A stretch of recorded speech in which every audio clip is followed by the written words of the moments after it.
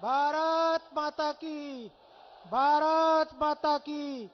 वंदे वंदे वंदे। मोदी योगी जय श्री राम, मोदी योगी जय श्री राम। मैं बहराइच के जिला अध्यक्ष से अनुरोध करूंगा कि माननीय युवा हृदय सम्राट, हम सबके नायक माननीय प्रधानमंत्री मोदी जी का प्रतीक चिन्ह देकर स्वागत करें। माननीय जिला अध्यक्ष बहराइच।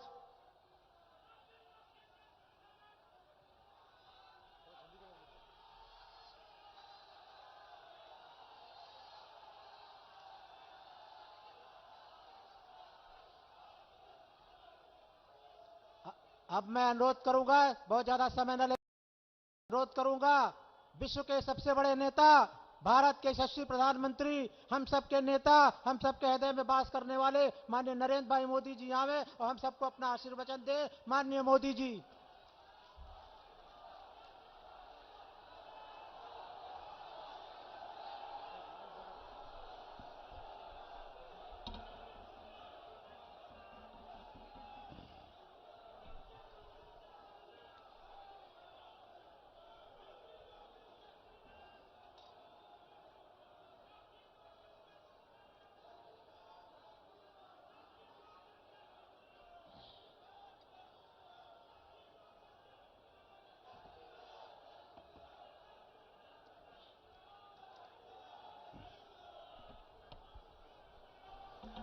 भारत माता की, भारत माता की।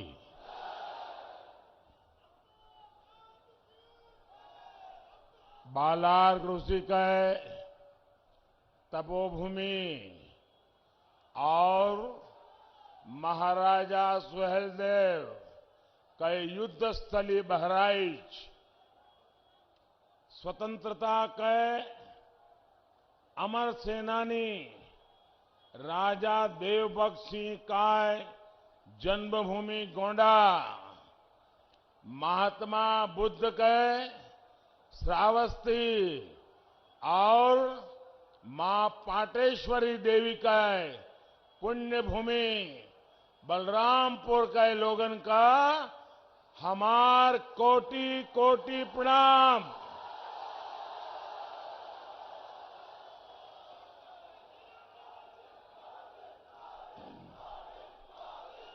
सबसे पहले तो मुझे पहुंचने में विलंब हुआ, इसके लिए मैं आप सबकी क्षमा चाहता हूं कि मैं आज नॉर्थ ईस्ट में मणिपुर में था और मणिपुर से आते थोड़ा समय हो गया, तो इसलिए मैं आपकी क्षमा चाहता हूं। लेकिन ये जो दृश्य मैं देख रहा हूं, कहीं पैर रखने की भी जगह रखी है कि नहीं? और जितने लोग यहां हैं, मैं उधर बाहर देख रहा हूं, पता नहीं उनको सुनाई देता होगा नहीं देता होगा, इतनी बड़ी तादाद में लोग आज यहां दूसरे जिलों से भी एक तो यहां मौजूद है, बाकी लोग वर्चुअली और जिलों में भी इस कार्यक्रम में जुड़े हैं। मैं उन सबको भी यहां से प्रणाम करता हूं। आप जो इतनी बड़ी संख्या में हम सबको, भारतीय जनता पार्टी को आशीर्वाद देने आए हैं, उससे साफ है कि यूपी चुनाव में इस बार भी जीत का चौका लगने वाला है, चौका।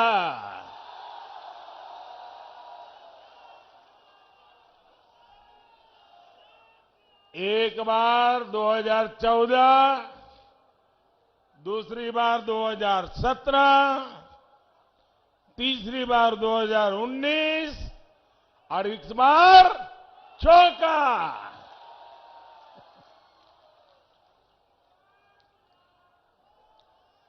यूपी के लोग 22 में भी गौर परिवारवादियों को हराने के लिए फैसला कर चुके हैं। भाइयों और बहनों,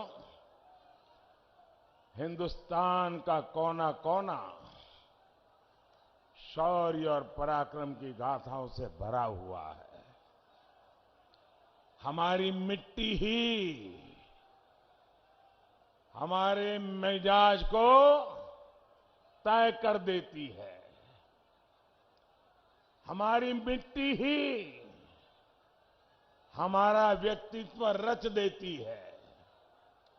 जिस धरती पर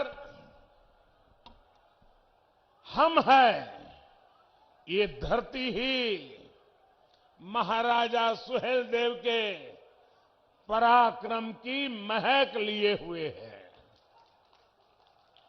पिछले वर्ष मुझे उनके स्मारक के शिलान्यास का भी सौभाग्य मिला।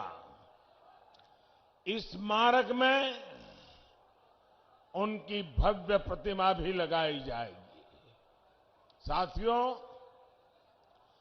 आप देख रहे हैं इस समय दुनिया में कितनी उथल पुथल मची हुई है। जब चारों तरफ उथल पुथल मची हो, चारों तरफ कल क्या होगा, परसों क्या होगा, गिनतियां चलती हो, ऐसे में भारत को ताकतवर होना चाहिए कि नहीं होना चाहिए?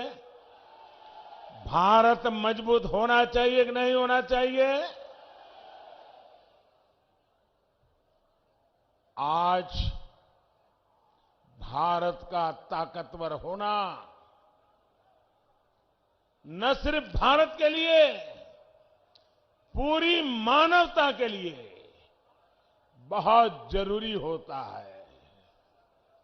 आज आपका एक एक वोट भारत को ताकतवर बनाएगा। सुहेलदेव की धरती के लोगों का एक एक वोट देश को मजबूती देगा। आप देखिए,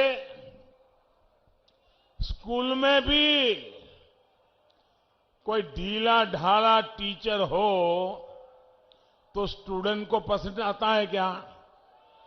जरा जोर से बताइए। ढीला ढाले मास्टर जी हो तो बच्चों को पसंद आता है क्या? बच्चों के परिवारजनों को पसंद आता है क्या? माँ भी चाहते हैं ना कि टीचर मजबूत होना चाहिए। चाहते कि नहीं चाहते?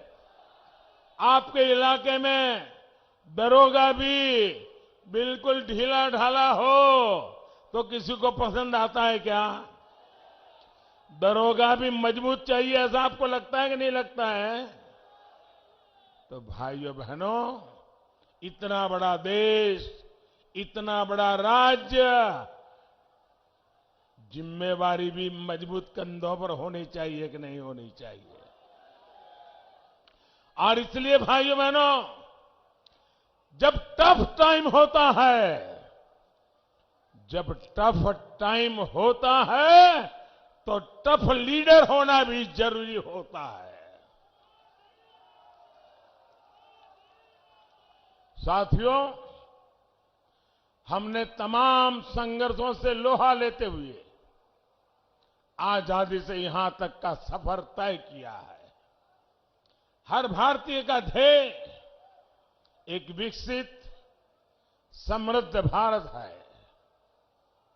इस समृद्ध भारत के लिए उत्तर प्रदेश का समृद्ध होना, उत्तर प्रदेश का विकसित होना उतना ही जरूरी है। आज हम सभी आपके सामने इसी महायज्ञ के लिए आपका सहयोग मांगने आए हैं। उत्तर प्रदेश आज विकास के जिस रास्ते पर चल पड़ा है, उसमें डबल इंजन की सरकार उतनी ही जरूरी है। साथियों, मैंने 2014 से लेकर 2017 तक इन गौर परिवारवादियों का, उनका कामकाज, उनका कारोबार, उनके कारनामे बहुत करीब से देखे हैं। दुख होता है जब अपने स्वार्थ के लिए गौर परिवारवादियों की सरकारें जनता के हित को ही स्वाहा कर देती है। 2017 से पहले बस्ती, गोंडा, बहराइच, बलरामपुर के लोगों ने भी बहुत भेदभाव झेला था कि नहीं झेला था? आपके साथ भेदभाव होता था कि नहीं होता था? अब योगी जी की सरकार पिछले 5 सालों से हर वो प्रयास कर रही है जो आपके जीवन में सहूलियत ला सके, जो गरीब को सम्मान दे सके। और निश्चित तौर पर इसमें बहुत बड़ी बाधा थी यूपी की बिगड़ी हुई कानून व्यवस्था। बीते 5 साल में भाजपा सरकार यहां की कानून व्यवस्था को पटरी पर ले आई है।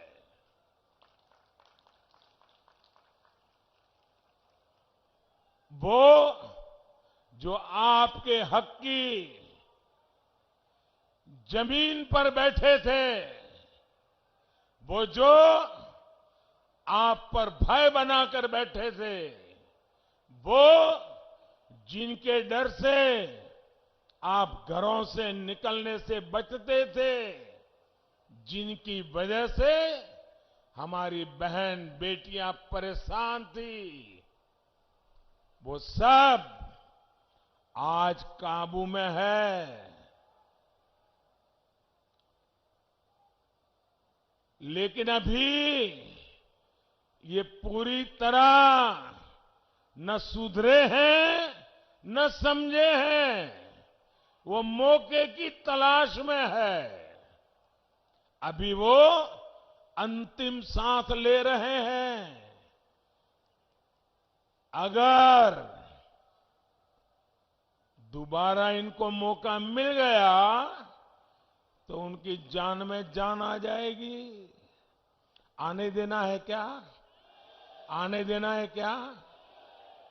भाइयों बहनों, ये जो समझ नहीं रहे हैं, अभी भी सुधरे नहीं है, अभी भी आखिरी सांस ले रहे हैं और बदले का भाव लेके बैठे हैं, उनको दोबारा खड़े नहीं होने देना है।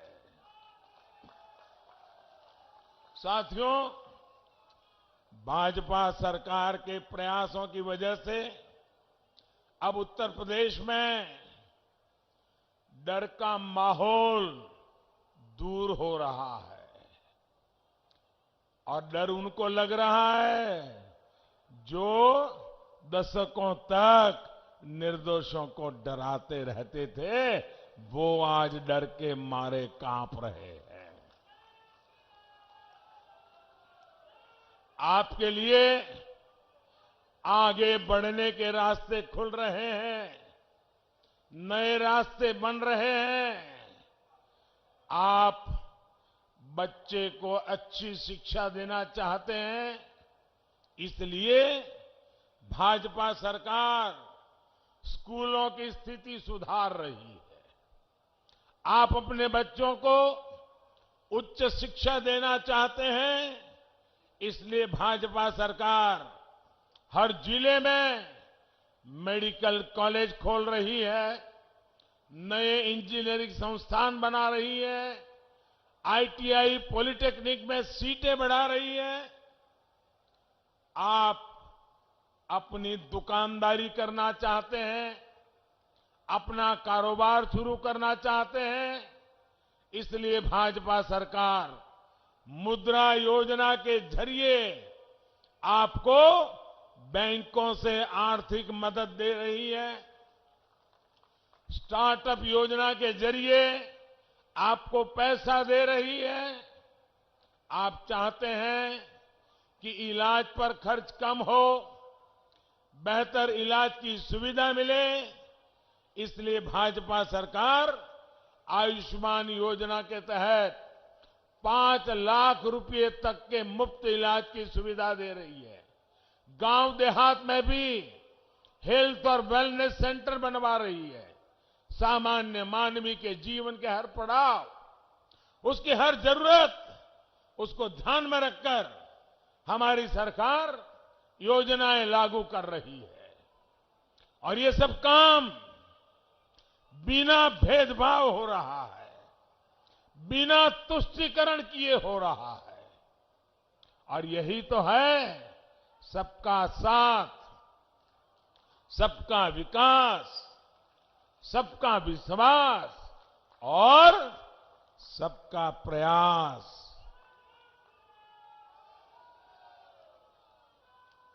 मैं आपको एक उदाहरण देता हूं। साथियों, आप सभी को पता है कि गरीब के घर में अनहोनी हो जाए, कोई दुर्घटना हो जाए तो उस परिवार पर क्या बीतती है। पैसे की कमी तो गरीब के जीवन पर दोहरा संकट ला देती है।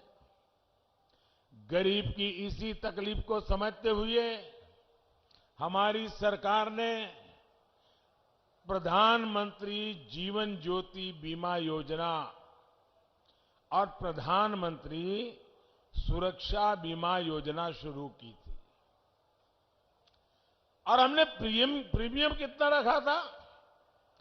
एक योजना के लिए सिर्फ 90 पैसे, यानी एक चाय की कीमत से भी बहुत कम, एक कप चाय से भी कम कीमत में रोज का 90 पैसा आपका बीमा उतारना। और दूसरी योजना के लिए हमने इन्हें कहा कितना था? 1 महीने का 1 रुपया, 1 महीने का 1 रुपया। इन योजनाओं के माध्यम से हमने गरीब को 2-2 लाख रुपए का सुरक्षा कवर दिया। 2-2 लाख रुपया। आज यूपी के 4.5 करोड़ से ज्यादा मेरे गरीब भाई बहन इस योजना से जुड़े हुए हैं।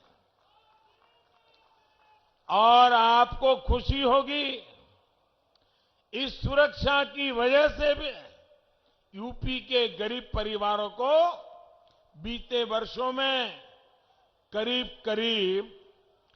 1000 करोड़ रुपए की मदद उनके खाते में सीधी पहुंची है। 1000 करोड़ रुपया। हमारी सरकार संकट के समय कभी भी किसी का साथ नहीं छोड़ती, बल्कि गरीब परिवार का संबल बन करके खड़ी रहती है। भाई और बहनों, गरीबों के लिए सरकार की इसी संवेदनशीलता को आपने इस कोरोना के काल में भी देखा है, महसूस किया है। हम सबको पता है पूरी दुनिया में कितनी बड़ी भयंकर महामारी आई है। 2 साल हो गए।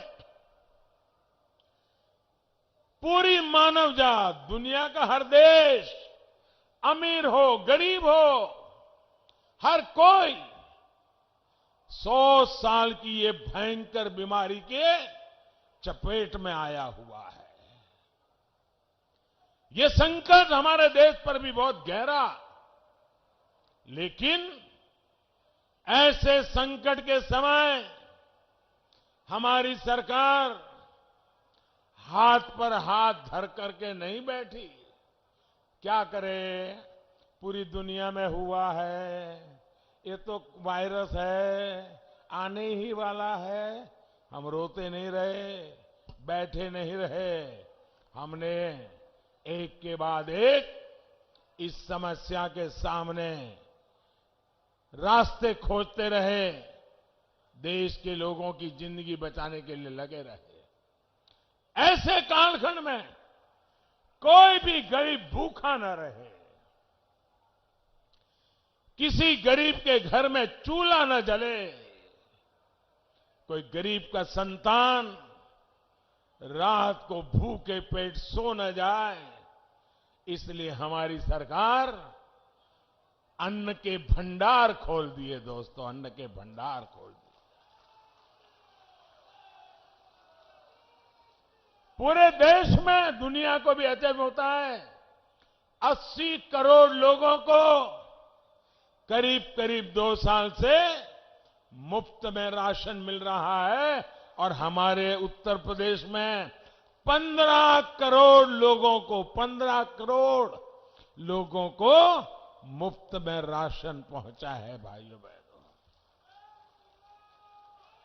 गरीब आज भाजपा को आशीर्वाद दे रहा है। इसी संकट के समय हमारी सरकार ने इस बात पर जोर दिया कि कोई भी गरीब, हिंदुस्तान का कोई भी नागरिक, अमीर हो या गरीब हो, उच्च मध्यम वर्ग हो या निम्न मध्यम वर्ग हो, शहर में रहता हो या गांव में रहता हो, स्त्री हो या पुरुष हो, कोई भी वैक्सीन से छूट ना जाए। आप सबको वैक्सीन लगा है, टीका लग गया है? जरा हाथ ऊपर करके बताइए, टीका लगा है? आप मुझे बताइए, आपको टीका लगाने के लिए एक नया पैसा भी खर्चा करना पड़ा क्या? जोर से बोलिए ताकि ये जरा गौर परिवारवादियों को पता चले। कोई खर्चा आया क्या? कोई आपको पैसा देना पड़ा क्या? एक भी रत्ती रुपया देना पड़ा क्या? भाइयों बहनों, इतना बड़ा सेवा काम, इतना बड़ा देश और इतने कम समय में, लेकिन इन गौर परिवारवाद लोगों ने देश की जनता को गुमराह करने के लिए, आपको बहकाने के लिए दिन रात नए नए मनगढ़ंत तर्क दिए, अफवाहें फैलाई, भ्रम फैलाई। लेकिन भाइयों बहनों, आपका मेरे प्रति जो विश्वास था, आपका मेरे प्रति जो प्रेम था, उसके कारण वे सफल नहीं हो पाए, और आज हर नागरिक के तक टीका पहुंच गया। भाइयों, उन्होंने ये तक कह दिया कि ये वैक्सीन तो भाजपा की है। इन लोगों ने आप लोगों को उकसाया, ये तो भाजपा की वैक्सीन है, ये भाजपा के रंग वाली वैक्सीन है, ये भाजपा के कमल वाली वैक्सीन है, इसलिए वैक्सीन मत लगाओ। आपने उनकी एक भी बात नहीं सुनी। जैसे वैक्सीन में उनकी बातें नहीं सुनी है, चुनाव में भी मत सुनना। आपने हमारी बात मानी और टीका लगवाया। मैं आपका हृदय से धन्यवाद करता हूं भाइयों बहनों। और तो और, इन लोगों ने तस्वीरें दिखाकर यूपी को बदनाम करने का भी काम किया। साथियों, दशक तक हमारे यहां गरीबी हटाओ के नाम पर समाजवाद के नाम पर सिर्फ और सिर्फ वोट बटोरे गए और बाद में धन लूटा गया। लेकिन जो इतने वर्षों तक देश की सत्ता में रहे, यूपी में जिन्होंने हमसे पहले सरकार चलाई, उन्होंने गरीब को गरीबी से लड़ने के लिए न अस्त्र दिए, न शस्त्र दिए, न उनको कोई समर्थन दिया। 2014 में जब आपने हमें अवसर दिया तो हमने इस पुरानी सोच को बदलने के लिए कदम उठाए। बैंकों के दरवाजे गरीब, दलित, पिछड़े, किसान, मजदूर, महिलाओं के लिए हमने खोलना, ऐसा ही एक बड़ा कदम था। गरीब कभी बैंक के दरवाजे तक नहीं जा सकता था। आजादी के इतने दशकों के बाद भी नहीं जा सकता था। हमने बैंक के दरवाजे गरीबों के लिए खोल दिए दोस्तों। वरना पहले ये माना जाता था कि जिसके पास पैसा होता है वही बैंक जाता है, गरीब के पास भी बैंक खाता हो। पहले की सरकारों ने इसकी जरूरत ही नहीं समझी।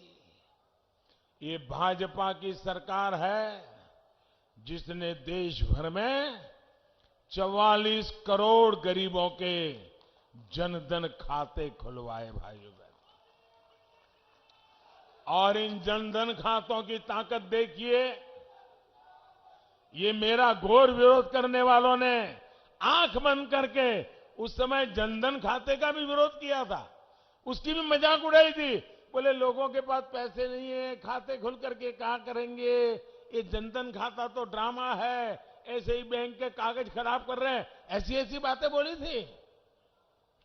लेकिन जनधन खातों की ताकत देखिए साथियों।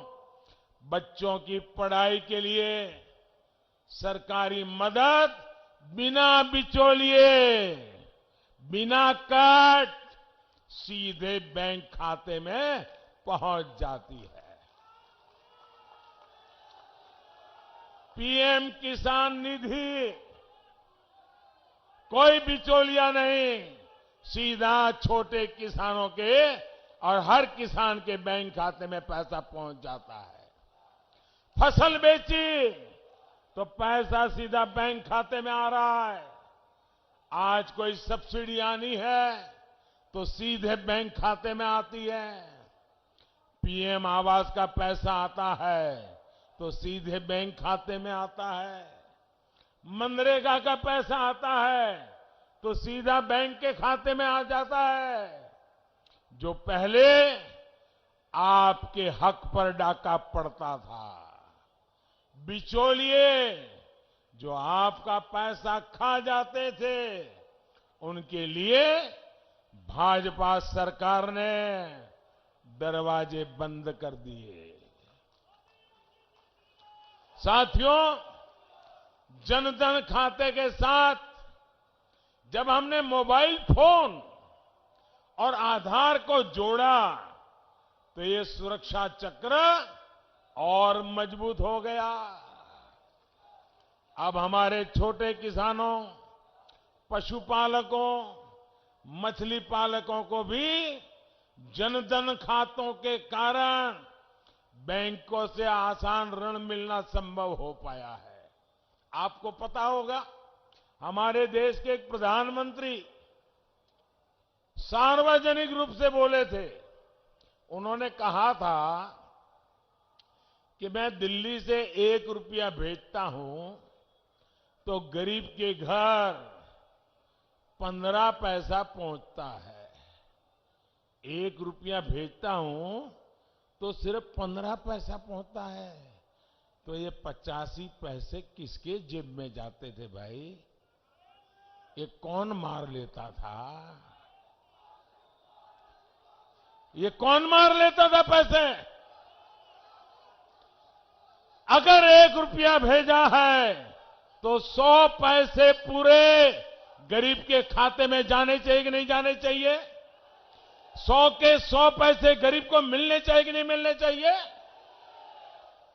अब मैंने ये पक्का कर लिया कि गरीब के खाते में दिल्ली से मैं 1 रुपया भेजूंगा तो बीच में कोई हाथ नहीं लगाएगा, 100 के 100 पैसे पहुंचेंगे। अब मुझे बताइए भैया, ये जिनकी दुकानें बंद हो गई, जिनको ये मलाई खाने को मिलता था, उनको मेरे पे गुस्सा आएगा कि नहीं आएगा? आएगा कि नहीं आएगा? वो मोदी को गाली देगा कि नहीं देगा? मोदी का बुरा बोलेगा कि नहीं बोलेगा? मोदी के पीछे पड़ जाएगा कि नहीं पड़ जाएगा? मोदी ने कोई गुनाह नहीं किया, गुनाह यही है कि मलाई खाने वालों की कटकी बंद कर दी है। आप मुझे बताइए, मैंने सही किया कि गलत किया? सही किया कि गलत किया? ये करना चाहिए था कि नहीं करना चाहिए था? अगर मैंने सही किया तो आप मेरे साथ रहोगे, पूरी पूरी ताकत दोगे? आपकी जितनी ताकत मिलेगी उतने ही ताकतवर फैसले मैं करूंगा भाइयों बहनों। अब आप देखिए, हमने स्वनिधि योजना के माध्यम से रेहड़ी पटरी ठेले वालों को भी बैंकों से बिना गारंटी का लोन दिया जा रहा है। इस प्रकार के काम तभी होते हैं जब सही मायने में गरीब को सशक्त करने का इरादा मन में होता है, वरना दशकों से गौर परिवारवादी तो सिर्फ नारों से ही काम चला रहे थे। साथियों, आजकल ये लोग नौकरी को लेकर बड़े बड़े दावे कर रहे हैं। इनकी सच्चाई भी मैं आज आपको बताना चाहता हूं। यहां योगी जी ने 5 साल में करीब 5 लाख युवाओं को सरकारी नौकरी दी, जबकि योगी जी के आने से पहले 10 साल तक जो सरकारें चली, उन्होंने 10 साल में सिर्फ 2 लाख लोगों को ही काम दिया था, नौकरी दी थी भाइयों। 10 साल में 2 लाख और 5 साल में 10 लाख, 5 साल में 5 लाख लोगों को नौकरी दी भैया, भाइयों बहनों। और तब कारोबार क्या था? किसी की सिफारिश लगानी पड़ती थी, किसी नेताजी का कुर्ता पकड़ के चलना पड़ता था, गरीब मां को अपनी जमीन गिरवी रख करके करप्शन के पैसे देने पड़ते थे, तब जाकर के मुश्किल से बेटे का इंटरव्यू निकालता था। भाइयों बहनों, गरीब को इतना नुकसान इन लोगों ने किया था। भाइयों बहनों, हमने वो स्थिति बदली है। क्या युवाओं के भविष्य से खिलवाड़ करने वाले ऐसे लोग, क्या हम उनको माफ कर सकते हैं? ऐसे लोगों को माफ कर सकते हैं? ग्रुप सी और ग्रुप डी की भर्तियों में हमने इंटरव्यू समाप्त करने का भी बहुत बड़ा निर्णय कर लिया और उसका लाभ भी ये सब कटकी कंपनी को दरवाजे दिखा दिए। भाइयों बहनों, दरवाजे दिखाइए और गरीब को अर्जी करने पर योग्यता के आधार पर घर पे ऑर्डर आ जाता है। भाइयों साथियों, आज ये परिवारवादी लोग किसानों की भी बातें करने लग गए हैं। उन्हें लेकर भी बड़े बड़े दावे किए जा रहे हैं, लेकिन बहराइच का किसान इनकी सच्चाई भी जानता है। ये वो लोग हैं जिन्होंने उत्तर प्रदेश में दर्जनों चीनी मिलें बंद करवा दी। करवा दी कि नहीं करवा दी? चीनी मिलों को ताले लगवाए कि नहीं लगवाए? ये वो लोग हैं जिन्होंने यूरिया और खाद के लिए किसानों पर डंडे चलवाए। ये वो लोग हैं जो किसान को गन्ने की पर्ची के लिए तरसा देते थे। पिछली सरकार के समय बहराइच के 75,000 किसानों को ही सरकारी खरीद का लाभ मिल पाया था, जबकि हमारी सरकार ने सिर्फ बहराइच में गेहूं और धान के करीब 2 लाख किसानों से सरकारी खरीद की। यूपी के किसानों को छुट्टा जानवरों से हो रही दिक्कतों को हम गंभीरता से ले रहे हैं।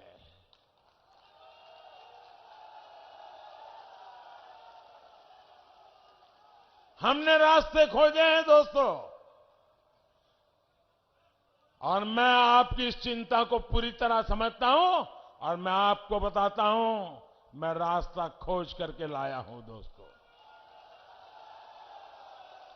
10 मार्च को आचार संहिता समाप्त होने के बाद, नई सरकार बनने के बाद योगी जी के नेतृत्व में उन सारी नई योजनाओं को हम लागू कर देंगे भाइयों।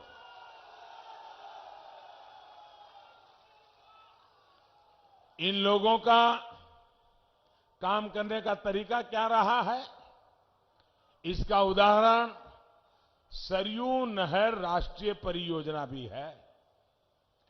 इनकी लापरवाही की वजह से ये योजना 4 दशक से भी पूरी नहीं हो पाई। 40 साल बीत गए भाइयों। ऐसे लोगों की क्या जरूरत है? अरे आपके घर में काम करने वाला व्यक्ति अगर 2 घंटे तक काम करना पूरा है और 2 दिन तक नहीं करता है, तो उसको रखते हैं क्या? आप रखते हैं क्या? उसको कहते हैं बाबा जाओ, तुम नहीं कर सकते हो, कहते नहीं। ऐसे लोगों को सरकार में वापस लाओगे क्या? लाओगे क्या? 40 साल तक जो आपके लिए जीवन मरण का सवाल है, ऐसा पानी का काम लटकाए रखा। और देखिए बर्बाद कैसा किया रुपयों को।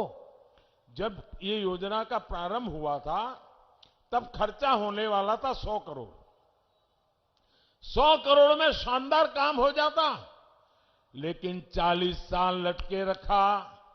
जो आए उन्होंने कटकी की, हर किसी ने अपनी मलाई खाने का रास्ता खोजा, और जाते जाते 100 करोड़ का काम 10,000 करोड़ रुपए तक पहुंचा। 10,000 करोड़ ये पैसे आपके थे जो बर्बाद कर दिए इन लोगों ने। आपकी कमाई के पैसे थे, इन्होंने बर्बाद किए हैं। इस योजना से बहराइच और गोरखपुर के बीच 9 जिलों के 30 लाख किसानों को सीधा फायदा होने वाला था। 30 लाख किसानों का इन्होंने गला घोंट दिया भाइयों। लेकिन बरसों के इंतजार के बाद आपको ये लाभ अब मिला है, हमारी सरकार के प्रयासों से मिला है। साथियों, बहराइच की ये धरती हमेशा से आक्रमणकारियों के मंसूबों को ध्वस्त करती रही है। देश के खिलाफ जाने वालों को यहां की मिट्टी माफ नहीं करती है। लेकिन इसी मिट्टी ने देखा है कि कैसे इन परिवारवादियों ने आतंकी हमला करने वालों पर अपना प्यार उड़ेला।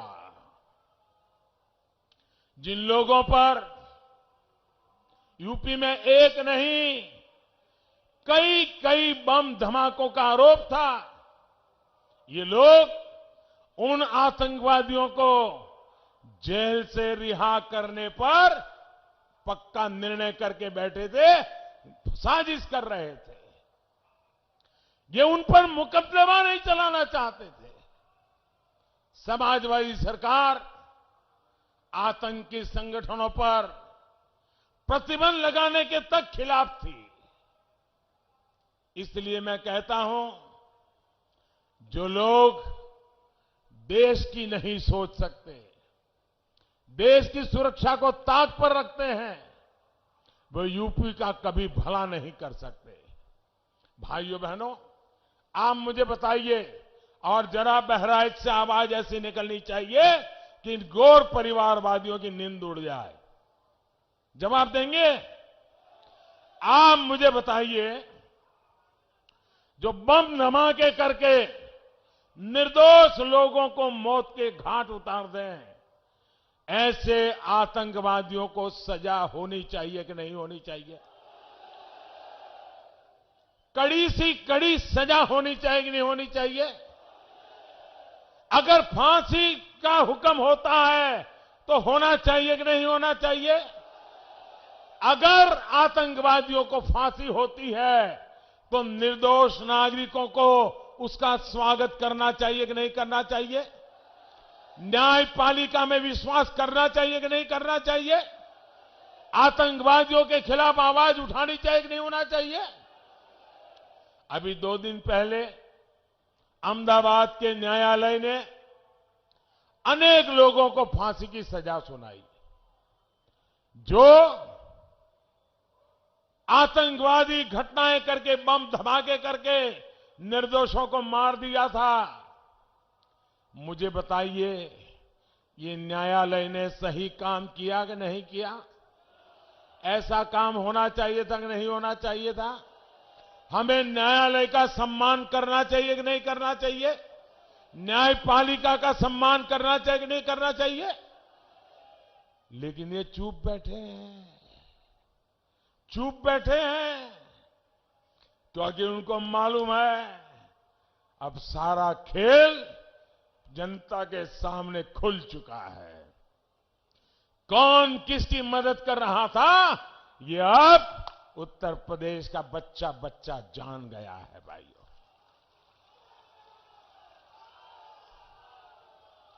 बहराइच, गोंडा, श्रावस्ती, बलरामपुर जिलों में विकास को रफ्तार दी जा सके, इसके लिए कई 100 करोड़ रुपए इसकी योजनाओं पर तेजी से काम चल रहा है। बहराइच गोंडा रेल मार्ग पर इलेक्ट्रिक ट्रेन की शुरुआत का रास्ता खुल गया है। यहां नए पुल बनाना हो या फिर कनेक्टिविटी के काम, हमारी हर कोशिश उत्तर प्रदेश के विकास के लिए है।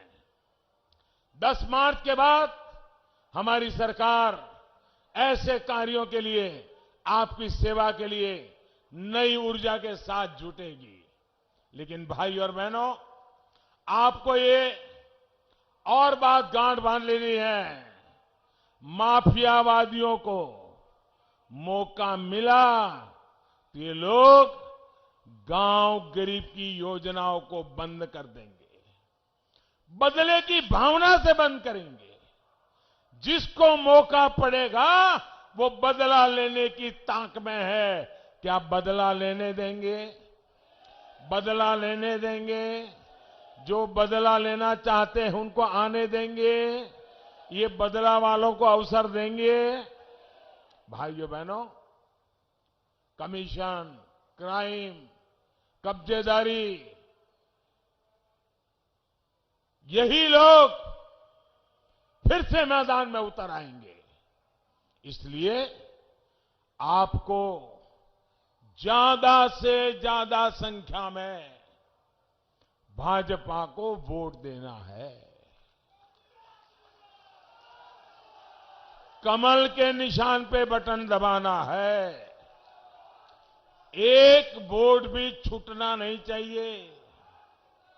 आप मुझे बताइए, आज मैं हेलीकॉप्टर से देख रहा था, इतनी जबरदस्त भीड़, इतनी जबरदस्त भीड़, इतनी बड़ी तादाद में आप लोग आए हैं। आप थक गए होंगे। अब मन करता होगा मोदी जी आ गए, योगी जी आ गए, सभा शानदार हो गई, चलो अब सो जाते हैं। सो जाएंगे? नहीं सो जाएंगे ना, घर घर जाएंगे। ऐसे नहीं, जवाब पूरी ताकत से दो। घर घर जाएंगे, मतदाताओं को मिलेंगे, मेरी बात पहुंचाएंगे, मेरे प्रणाम उनको कहेंगे। मोदी जी आए थे, आपको नमस्ते बोला है, बता देंगे और बताएंगे मोदी जी ने आपसे कुछ मांगा है। आप उनको बताएंगे मोदी जी ने कहा है वोट डालना है, बताएंगे। कमल पे वोट डालने के लिए कहेंगे। ज्यादा से ज्यादा वोटिंग करवाएंगे। हर पोलिंग बूथ आगे निकल जाएगा। पहले से ज्यादा वोट करवाएंगे। पक्का? मैं आप पे भरोसा करूं? अरे मुझे विश्वास है दोस्तों, आपने जो सभा आज करके दिखाई है, आप इन सबको जिता करके लाएंगे, ये मुझे पूरा भरोसा है भाइयों। मेरे साथ बोलिए, भारत माता की। दोनों मुट्ठी बंद करके पूरी ताकत से बोलिए, भारत माता की, भारत माता की। सभी उम्मीदवारों से मेरी प्रार्थना है, आगे आ जाए। योगी जी भी आगे आ जाए।